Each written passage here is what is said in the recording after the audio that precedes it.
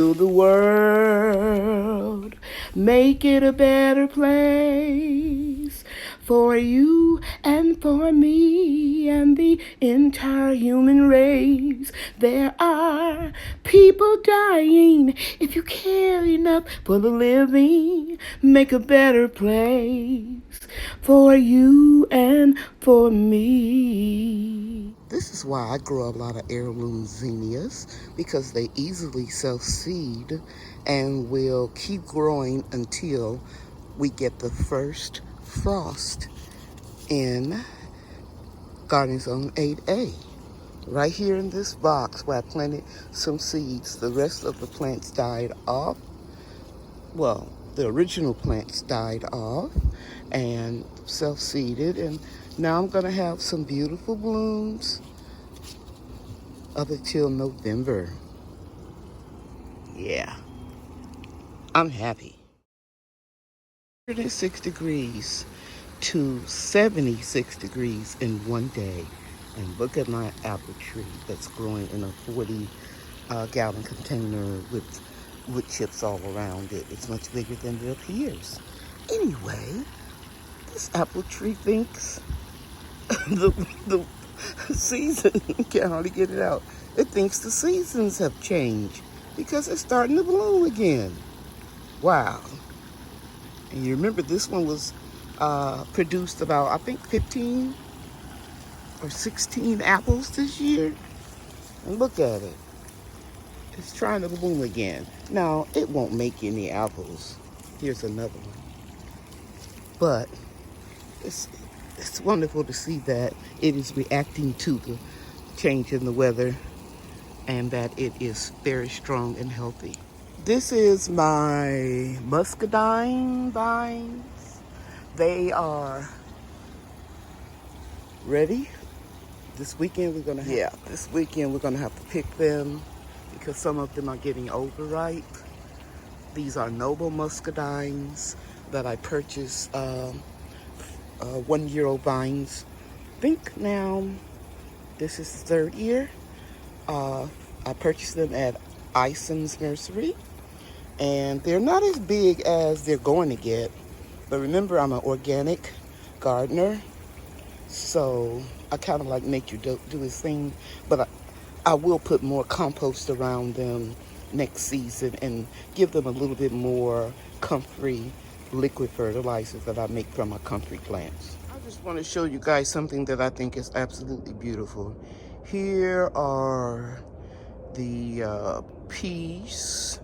I had a couple extra peas and it wasn't enough to save for next year, so I just put them in a pot. Isn't that just absolutely beautiful? Just gorgeous. In this antique chair that I bought at a antique store about maybe 10 years ago, because it reminded me of my grandmother. And here's a look at the sweet pepper plant that I'm gonna have to repot. I'm planning to do it this weekend, and I'll share it with you guys. My son-in-law is going to help me.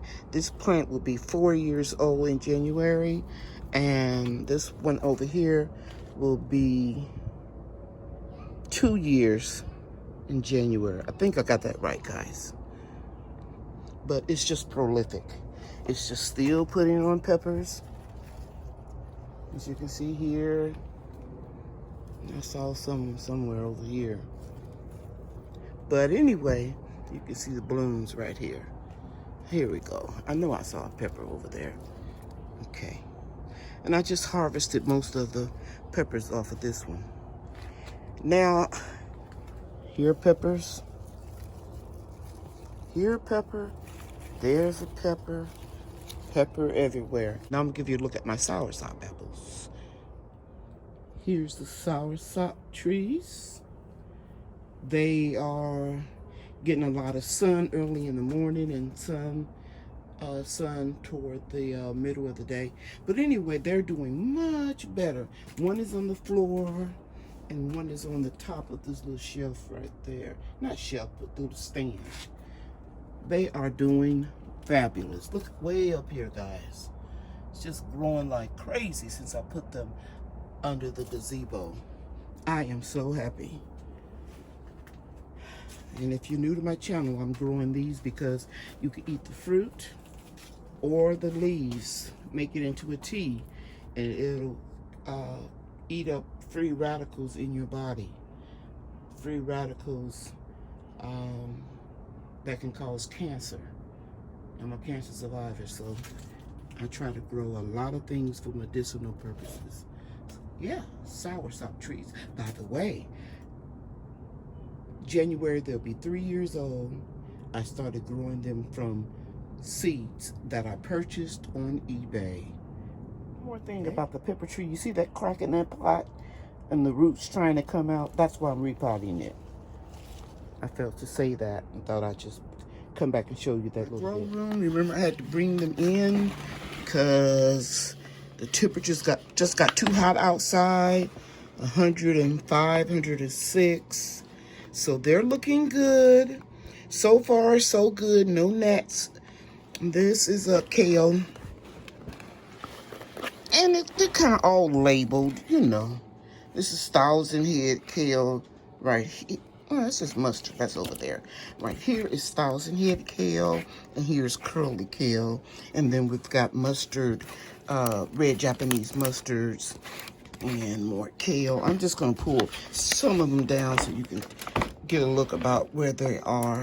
I thought about taking them back outside because the temperature went down to the 90s, lower and upper 90s. But then I said, no, this is Texas and we're going to get another heat wave again. So I'm just going to go ahead and just leave them in. Now, the tomatoes, I'm going to top them off with more soil and bring it all the way up to the rim here, because if you look real close, let me see if I can get in closer. Well, I can just do that with my phone. You can see those small fibrous roots. Those will make big, strong, healthy roots. So I'm going to go ahead and top them off tomorrow. And we have a couple of them that didn't make it. I guess they went into shock. And this is a collard green here that I'm just mounding the soil around it. More collards. And up here we have some of the same things. Basically, we have two types. I'm going to take one down, let you see. Because that's under a different type of light. And as you can see here, this one is also a collard green. And everything is doing real well. You know, going from a real high temperature to a cooler one here in the grow room. And I've got a few beets that I'm going to transplant tomorrow. And basically, we have Swiss chard, regular mustard greens, red Jamaican mustard greens. We have turnips. And I think I've mentioned everything else. Kale, several types of kale. Okay. The next thing I'm going to share with you is my muscadine harvest. Okay. Guys, here are the beets that I started outside, and some of you live in cooler climates than me, and if you can, I would recommend and encourage everybody to start their fall garden seeds outside unless you have over 100-degree weather. As you can see here, some of the seedlings died off. That may come back. Some of them died off because it just got too hot. And that's why I like to do a variety. That's why I like to do a variety of planting techniques so that I can, get some seedlings. So the cups, I know I can move them into shade. These golden beets and red beets are doing very well. And this is purslane. It grows wild. Some people call it a weed, but it has a lot of omega-3 in it that's really healthy. And it tastes kind of peppery, very similar to a marigold. So I cut them up and put them in my salad. It helps lower your cholesterol and just, something good and free to eat. So I just want to share that with you. Some of these beets now are getting, let me go down here and put the camera here so you can see the height. They're getting pretty tall. So probably about next week, I will put the little small little hoop houses over them. I'll leave a little room here, a little lag in here. You remember I only put this wire mesh because I had rodents. I think they're gone. They haven't been eating anything, but we'll see. So yeah, I'm gonna leave a little space in here so they'll have room to grow. And the next week I'll put the hoops on. Hey guys, it's Saturday morning. I just wanted to show you my okra lane. And I'm telling you guys, this okra is getting huge, getting very, very tall.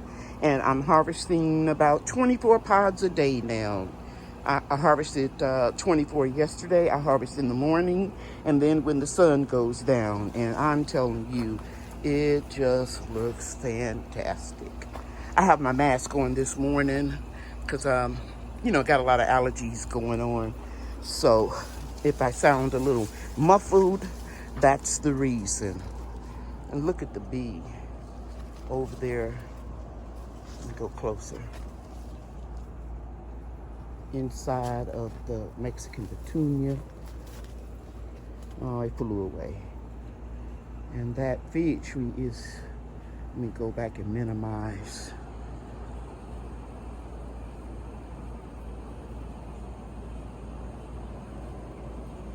The fig tree is humongous. And the calamandan tree over there is past about 8 feet. And of course, you guys know that I'm very, very happy. My citrus trees are doing better, especially this one that gets more sun. This is the improved Meyer lemon. I'm gonna go a little closer so you can see the fruit on it. Somebody asked me in the last live chat about a citrus fertilizer, an organic one. So I'm gonna put the information, I'll insert it in this video that I used. The leaves were getting really yellow. So I thought maybe I need to buy something to give them a little bit more nutrition, and it seems to have worked.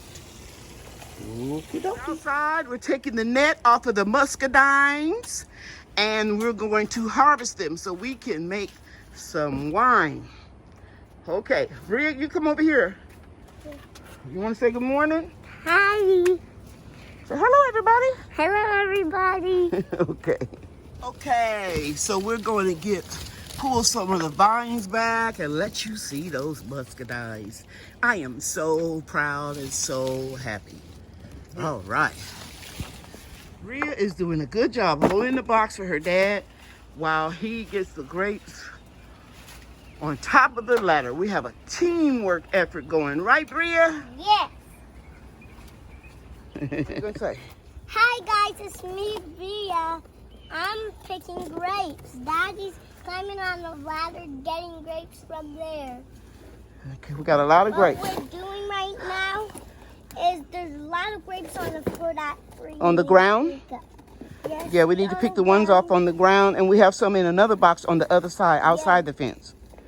Okay, you want to say bye, everybody? Bye.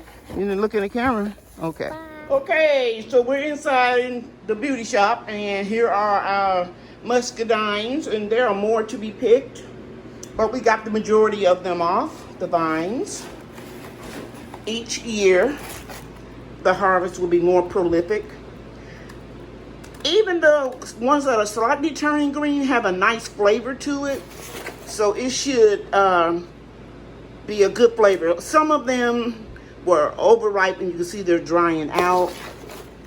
I think next year I'll harvest them maybe a week earlier, but they will get bigger through the years. I'm happy. Got 2 small boxes, not quite full, but we got more to get outside.